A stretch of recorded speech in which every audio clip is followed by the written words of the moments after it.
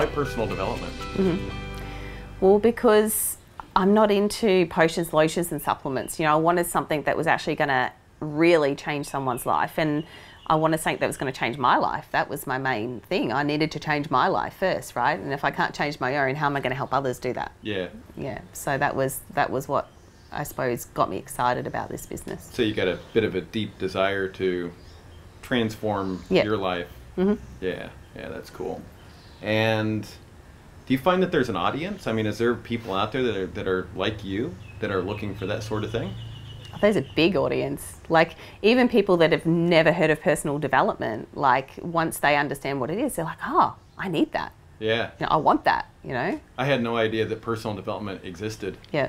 And I got started as an entrepreneur, and they're telling me to read these books, and I show up at a seminar, and I'm like, wow, for the first time in my life, I'm having people tell me why I can be successful instead of why I can't. Yeah.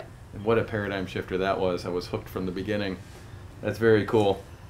Going back to just the money, you know, I mean, for me, money is like oxygen. Something you don't have to think about until you run out of it, right?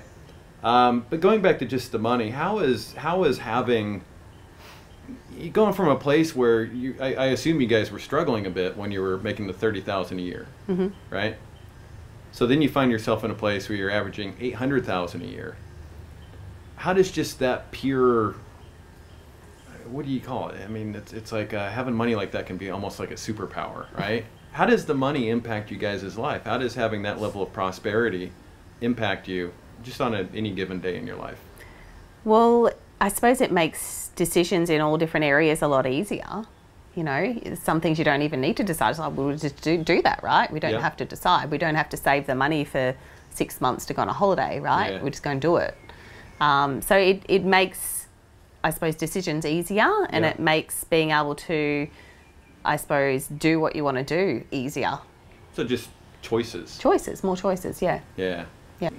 So going back to personal development, is there, what types of impact have you experienced in your life just through being engaged into a community and a product that, you know, has you discovering how you can improve your life? What types of improvements have you made? Well, obviously financial is one. I have been through the program and used it to lose weight. We've changed the way we look at health, I suppose, like fitness-wise, eating-wise, relationships with friends and family. I've actually had, my best friend has told me that, like, I'm a completely different person from when she first met me, which is, she's still friends with me, which is good. Yeah, so you must have evolved in a positive way, right? Yeah, that's right, so, yeah. Well, how would you think, I mean, what do you think she's alluding to? I'm not sure, really. I haven't actually asked her. Yeah. But, yeah, I think just, I don't know, I think more confident would be probably one of them. Yeah.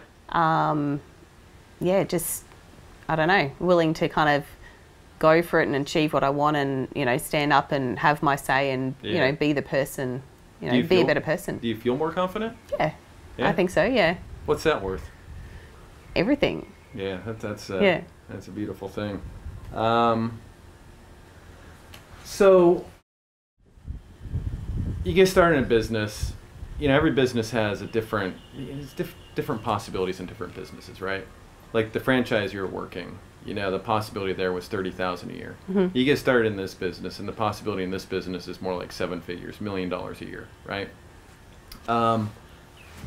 And you've been somebody that, since you've been here, pretty much you've managed to knock out the #1 spot many times over the years that you've been here. What does it take to, I mean, you get started in a business that, #1, has so much more potential, but then to rise to the top of that particular business, what's it take to be #1? Good question. Can you tell me? I have no idea. If anybody knows the answer to the question, it's you.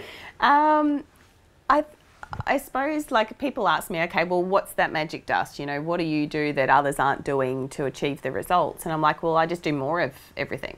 Yeah. You know, I do more numbers, I do more personal development, I do more of everything that we teach people to do. Yeah. So I think I'm just really consistent and just do enough numbers, I suppose. When you came here and you understood how the business works, like in some businesses, there's just no way you could become #1 unless you were there at the beginning. But this business is a bit of a level playing field. So a person comes here, and I think at the beginning it's easy to think in terms of, well, I couldn't be number one because I'm not one of the original people, right? And I'm sure you had some of those thoughts. Yep. When did the light bulb go on for you that you just realized one day that, wow, I could be number one, or maybe I am number one? What was there a moment where it became real for you to be at the top? I kind of realized it pretty early in the piece because I knew that it wasn't that kind of structure, right, where you had to have, you know, be at the top and have all these people below you, and it was all about, you know, kind of being there first. Yeah. So I just went, okay, well, if they can do it, there's no reason I can't. I'll just go for it and do my best. And if I don't get number one, I'll get number two. Well, great. Is that one of the reasons why you got started here? Because of the level playing field? Yeah, it was, like I said, it was more about the money. I just knew that I could make a bigger amount of money in a smaller period of time without having to harass all my friends and family and have thousands of people in my business. Yeah. So you don't have a downline of, like, I don't know, 50,000? A few million people? No, no. I'd be nice. Yeah. But no. How many sales a week do you typically make? Depends whether I'm away and traveling or whether I'm at home. But I'd say probably, like, on the first products, maybe 2 to 4, depending on the week. Yeah. Seems like a pretty basic pace. I mean, that's not even quite one a day, 5 days a week. No. And how many hours do you spend actually doing revenue producing activity? Like the sleeves are rolled up, I am engaged in making money in my Prosperity of Life business.